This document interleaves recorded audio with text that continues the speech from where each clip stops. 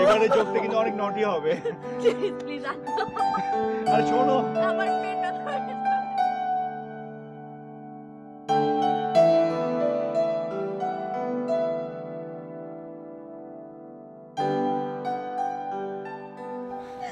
কোথায় যাচ্ছ? আসলে আমি এক জায়গায় বেশিক্ষণ বসে থাকতে পারি না। তোমার সমস্যাটা কি বলো তো? একটু স্থির হও তুমি। আমি একটু ওই দিকটা ঘুরে আসছি। আমি আসবো? না, ইটস ওকে, আমি যেতে পারবো। বাই।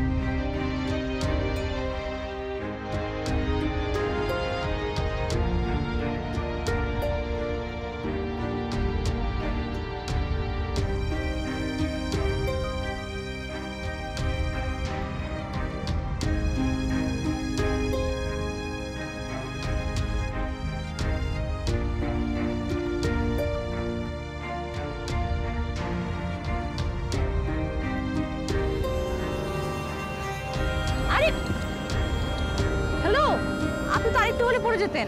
আরে ওকে? হ্যাঁ, হঠাৎ মাথাটা কেমন চক্কর দিচ্ছে না? মানে আমার এরকম মাঝে মাঝে হয়। আমার কলেজে ফাংশনে তো আমি একবার স্টেজের মধ্যে পড়ে গিয়েছিলাম। আপনি এখন ঠিক আছেন তো?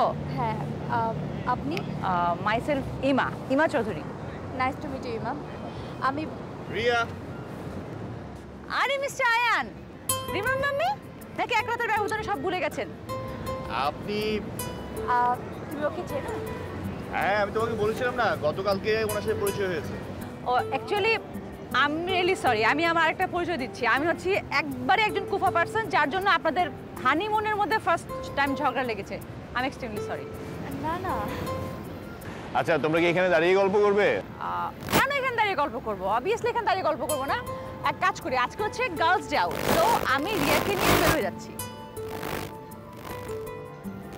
এই যে মিস্টার হাজবেন্ড, আপনি আপনার ওয়াইফকে পারমিশন না দিলে আই থিংক সে যাবে না। বাই দ্য ওয়ে, আমি ওনাকে একটু আগে সেভ করেছি, so you can trust me.